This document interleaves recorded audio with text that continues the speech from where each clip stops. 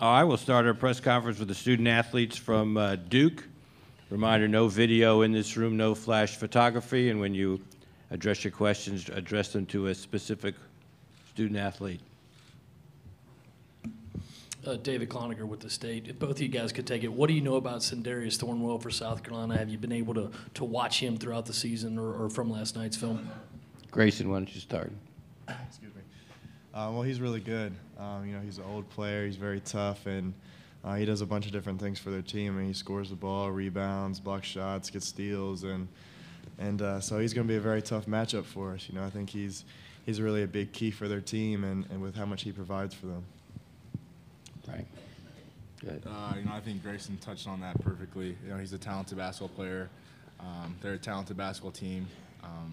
So we're just looking for a good matchup tomorrow, and I know that he's going to bring it, and the rest of their squad is going to bring it as well. Zach Braziller, New York Post. For both players, initially this region was supposed to be in Greensboro, North Carolina, but because of the HB2 law, it's here, and it's a 90-minute drive from their campus. Last night, it felt like a home game for them.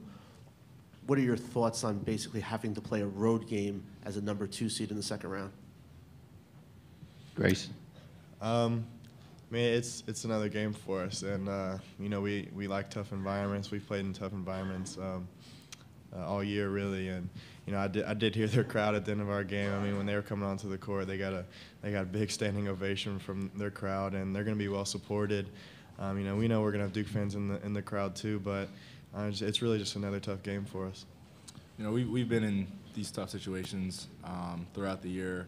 Everywhere we play is a brutal environment, and I think we'll be ready. And we've been preparing the whole season for tomorrow night and for the weeks to come. Pete. Pete Iacobelli, Associated Press. Frank, how do you? I mean, obviously you hear the boos Grayson gets every time he touches the ball from a lot of places. How do you think he handles it, and do you think you could handle it if it were happening to you? That seems like a lot to put on somebody's shoulders. It is, and G's a tough kid, and I think with the support from his teammates and from the coaching staff, he's been able to fight through all that stuff. He's not worried about it. We're worried about what goes on in our locker room. No one knows what we go through day in and day out. But I know that if that happened to me, I have a group of guys who care and love about me, and that's all that matters to us is what happens inside of our locker room. Grayson, Art Chansky, WCHL Radio. I read a story in the Jacksonville paper, which is a pretty amazing story about you and your friend Savannah. And I was first Googled around, and I was surprised that the story didn't get picked up much anywhere else. But the fact that she died 2 days before the Elon game, I had to think that that had something to do with, the emotion you were feeling, during that period of time. Can you comment on that? Yeah, well, that's a long time ago, and there's really no connection between that and what happened on the court. And really anything further with that, that's the story that was in the Jacksonville paper. That story was for Savannah and her family, and we wanted to get Savannah's story out there. It wasn't trying to make it about me or anything like that. And so, really, to answer your question, there was no connection with what happened on the court. And the reason it wasn't out there was just because I didn't want it to be out there. I just wanted it to be between me and her family. Question, Pete? Hey, Pete Ganity from WSPA-TV here in the upstate. That South Carolina did a pretty good job stopping a good three-point shooting team last night, especially in the second half. For Grayson first, and maybe for Frank, just some of the things that jump out about what you saw defensively out of them and how you'll try to attack that kind of defense. Well, they're very strong defensively. They really just come after you the whole game. I know they forced a lot of turnovers last night and even throughout the whole season. That's really what they do defensively, and they're a very aggressive defensive team. So they're going to go for block shots. They're going to go for steals. They're going to rat at the ball and dig. And so you have to be very tough with the ball, and you just have to be tough when you're attacking them. It's not, you can't take breaks on offense just because of how strong they are and how active they are. And another part of that is they're a very big team. They're very big and long, and even when they go small, they're still big. And so that really helps with their length and contesting shots. Pete Iacobelli, Associated Press. Grayson, tomorrow is the first time South Carolina is playing after a victory in the NCAA tournament. You guys seem to do it every year. Do you think that experience that you have can be a help come tomorrow? It can be a help, but our team has never played after a win in the NCAA tournament either, and we have a lot of freshmen that we rely on, and that was their first NCAA tournament game, and where South Carolina is a very experienced team regardless of tournament experience, and so I don't know if we're getting any advantage from that. It's just both teams got to come out ready to play. Left. Hey, this question is for both of you guys. Jeff Jones, CBS North Carolina. Yesterday, Coach spent a lot of time talking about Emil and Matt and their leadership roles on the team. Can you guys tell us what they mean to the team off the court and how important their roles are this time of the year? Grayson, you want to take that first? Yeah. Well, those two guys, they've been in the tournament. They've played a lot of tournament games. Emil's played a lot of Duke games, and so has Matt. And so they know our coach, they know our program, they know everything. And so really they can just echo whatever the coaches are saying and even say some of the stuff they're not. And both of those guys were a big parts of our freshman year tournament, my freshman year tournament run in 2015. And so they've been here. They've been in the tournament, and they have the experience of – Emil especially has an experience of really leading a team, and so really we're just all ears, just listening to them and following their example both on and off the court and how we're conducting ourselves at the hotel. Yeah, and I think on court they're both tremendous leaders, but as you were talking about off the court, being a freshman, they've been able to get me through some hard times and rough patches my freshman year. So to have those two guys as our captains and our team leaders has been huge. They really have been there for quite a while now, and they know what goes on. They know how to get through kind of hard times and situations they were in when they were my age. So, I couldn't ask for better captains on our team. Zach Brazil, New York Post. Grayson, you said you guys have been in tougher environments all year, so tomorrow night's not going to faze you. Is it different, though, an NCAA tournament, a win-or-go-home game, to be a road team, do you think? Well, just thinking about recently for us, and we're playing in the ACC tournament where, we're playing a game, and not only are the opposing fans there, but Carolina's fans are also there waiting to boo us too. So, we've played in games that are supposed to be neutral when it feels like an away game, so it's not much difference. And with it being a tournament game, there's always going to be a lot of pressure on the game for both teams, and so both teams just got to play and win. Isn't that going to be kind of similar tomorrow because you got Carolina here? Exactly, yeah. It's always going to be like that for us. Al? Al Featherston, Access Sports. I wanted to ask both guys, because you're shooters, about the mentality of bouncing back from a bad game or a bad streak. Luke yesterday had his worst shooting game of the season. You've had good games, great games, bad games. Can you just talk about bouncing back and what you have to think about, both of you, because you're both shooters? Luke he's human. He's a human being. You're not going to be perfect all the time. But, he's been terrific throughout the season. And, he continues to shoot the ball well every single game, no matter, how many shots he makes. But, you just want to have a mindset to stay aggressive. I know that all of our perimeter players are knockdown shooters. And, as you just keep shooting and seeing the ball go in, it gets easier as, the game goes along. I tell guys I like math, so I just tell them look at it like math. If you miss 4 and you're a 50% shooter, next 4 got to go in. It'll even out eventually, so just keep shooting it. Mitchell Gladstone, New Chronicle. Frank, just in terms of South Carolina, obviously they're a strong defensive team, but they took it to Marquette late in the game with that 16-0 run. They're definitely a physical team on both ends of the floor, and you have seemed to sort of handle that better toward the end of the season. How are you going to handle their physicality on both ends, not just defensively, but also their ability to take it to you guys offensively? I'm going to still, look to stay aggressive, but at the same time, not try to let them speed me up. Just play my game, let the offense flow into, whatever we're running. But, like G said, they're an experienced team. That's what they do. They pressure the ball. They force turnovers. So, I think I just got to find the open guy and stay poised and, just run our offense. Anything else for the student athletes? Thanks, guys. Thank you.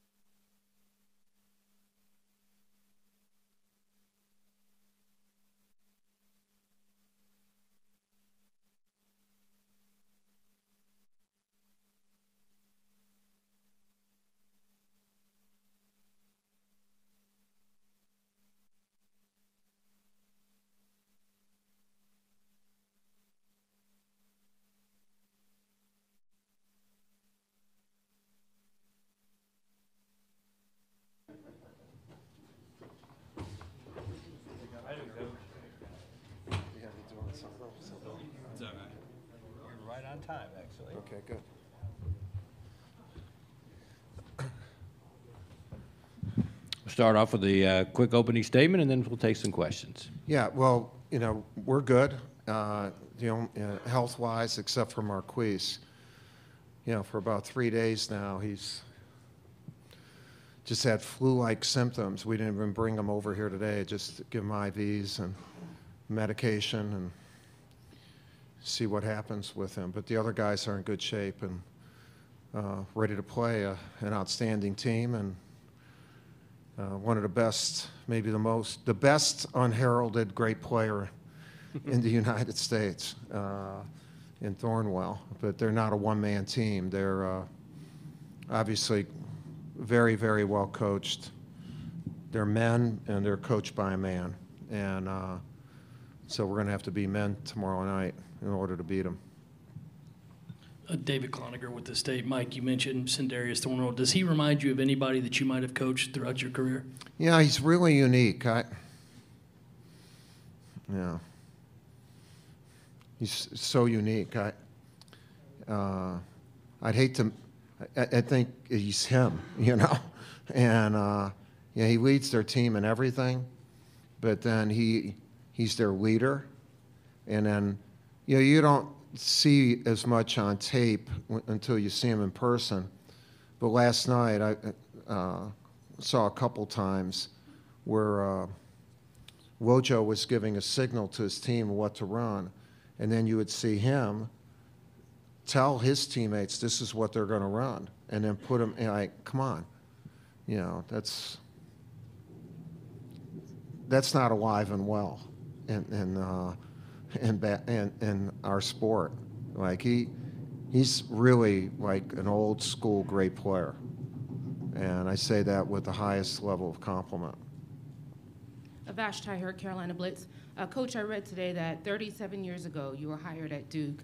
You've put together an impressive coaching tree, and Frank Martin said yesterday that he patterned his defensive philosophy after your Duke teams. What does that mean to you as a coach to have that type of legacy?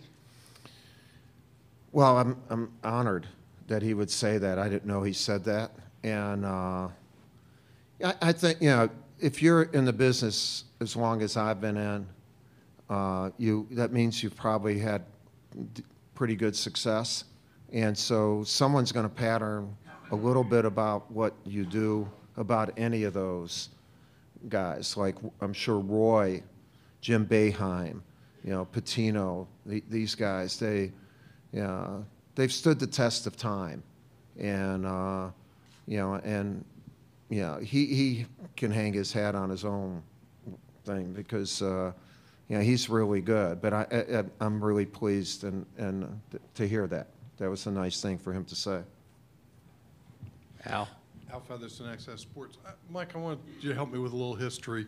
I don't know about that. Well, this is your personal. 1969 NIT. You're playing South Carolina. Did you defend John Roach that night? I did defend John Roach. So what memories? Well, we won. He had 6 points, and I'd like to say it was because of me, but it was because they played a double high offense. They put their 2 big guys out at the elbows, and they screened for him. And one of my teammates, Mike Wolvay, was so good at it, he just yelled stuff at him. And I think John never went to that side, so I knew he was only going to the side that Dick Simmons was on. And there was no shot clock or anything. If there was a stat for time of possession for an NCAA player, I probably would have won it that year because I was not allowed to shoot, and I just went from side to side trying to get the ball to our 2 shooters, and we won, I think, 57-45. I think that was it. But that was a good win. David. Mike, sticking with the historical angle, what do you remember about Bill Foster when you replaced him? Well, Bill was, I think, one of the innovators about promotion. He was not only an outstanding coach, he's really an outstanding guy. And but he promoted the game well. He did things earlier than people did him. Like, it'd be unbelievable if he was a coach in this era, to see what he would do with social media. And it's just really innovative. And some of the things that he did at Duke, our logo, you know, with, not this one, but the other one with the, I think he's the one who started that. And he just, you know, good man, loved by his, the kids who he had the honor to coach. All right.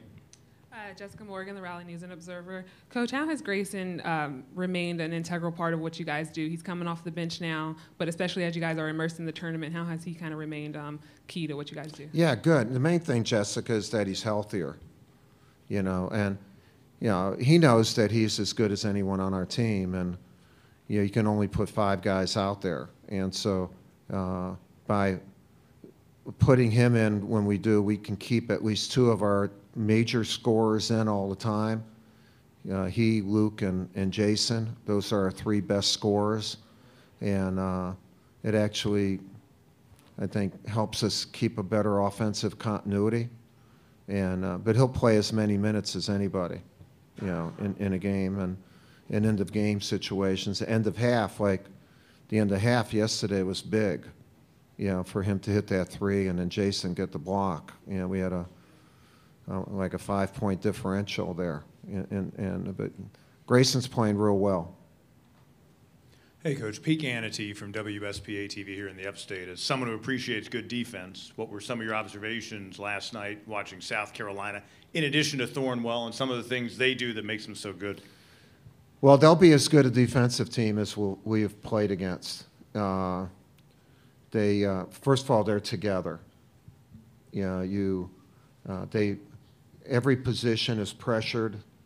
You have to work hard to get open, and then they rebound well.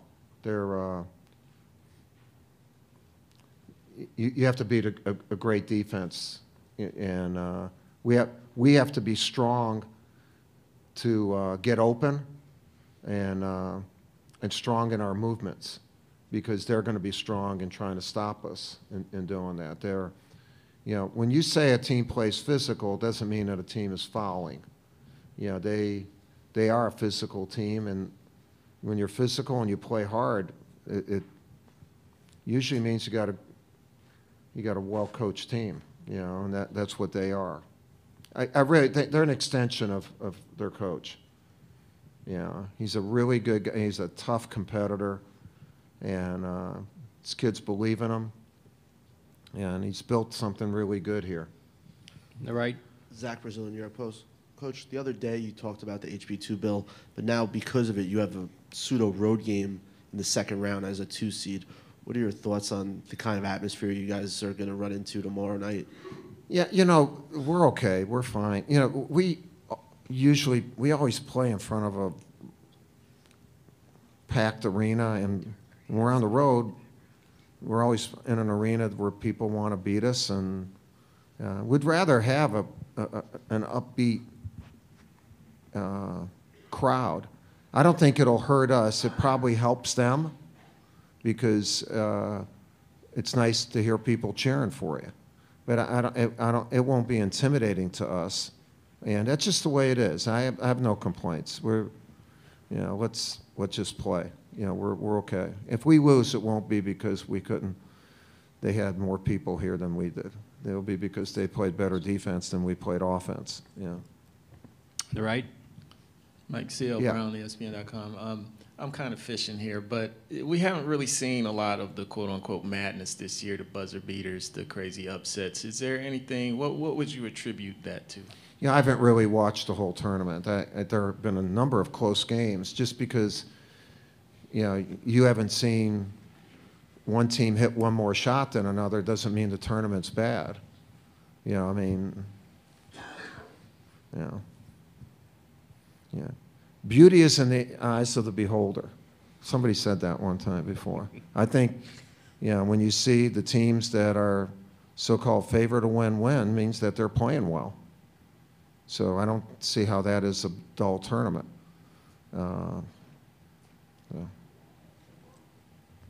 John Dobianco with the Big Sparks. Coach, PJ Dozier has a lot of length and Yeah. athleticism. Is there a player that you guys have played against that maybe compares to him, and what does he do that's so special? Well, he's really good. He's got a great wingspan. He's a basketball player who doesn't have a position. He can be used anywhere.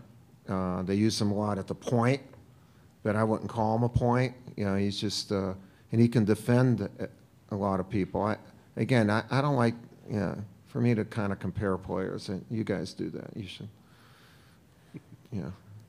it's, you do probably be better. I know you guys make predictions better than me. So those two things, comparisons and predictions, are in your court. All right. Back. Mike Archansky, WCHL Radio. I want to follow up a question that I asked Grayson. I have a very good Duke friend. You may not believe that, but I have a very good Duke friend named Doran Pinnell, who sent me in a pretty amazing article from the Jacksonville paper about Grayson and his friend Savannah. Yeah. And it kind of traces their relationship and the fact that she died a couple of days before the Elon game. And at that time, you said, coaches trying to keep everything in the family, and you said you guys don't know half of what's really going on. So actually, more than that. Huh? More than half. Yeah, more, 90%. Right. All right. So, I don't want you to comment on this particular case, but that is an example of something that the public might not have known at a time when. Yeah, well, I think, Art, you hit on a good point for all these kids in that, again, we live in this quick judgment, shallow analysis world, really, because of Twitter and all this stuff to get something out, and we don't have to document anything. We don't have to investigate. We can hear something, and we put it out, and then we're not held accountable for whether it was true or not. And it can take on a life of its own, and that's for any player.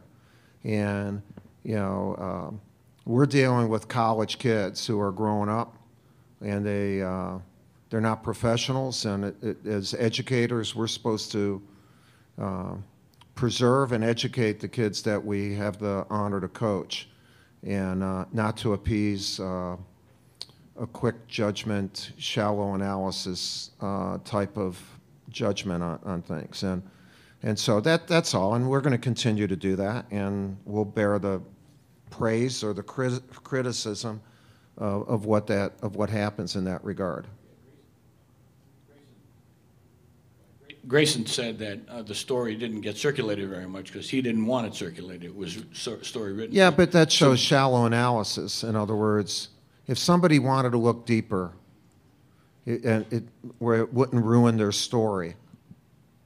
A lot of people don't want their story ruined. They want to create a story. And by more in-depth analysis, a lot of times the story would go away, and then you wouldn't have a chance to tweet it or have surveys or judgments or all these things that people have right now. And again, so be it, but we can't live in that world. I can't live in that world. It seemed that would have been a good story for the public to know, to balance it, but he said they wrote it just for Savannah's family, and that's all he wanted. God bless them for doing that. And there are a lot of things that all these kids do on all teams that go unnoticed, that coaches do and whatever. But it's called using your platform the right way, and not just for bringing attention to yourself, but bringing maybe comfort, some help to people, and not everyone needs to know it. There doesn't have to be a TV camera or Snapchat or tweet of it or Instagram or anything, and a lot of times that ruins it. And so again, we're not the only. Look, there are a lot of these kids who do things like that, and he did that, and he's done more. But we're not going to say, well, now it's okay that he tripped. And we're not, like, he did that. That was wrong. But there's a lot more into it than that. Coach, thank you very much. All right. Thank you. I'm going to go check Twitter.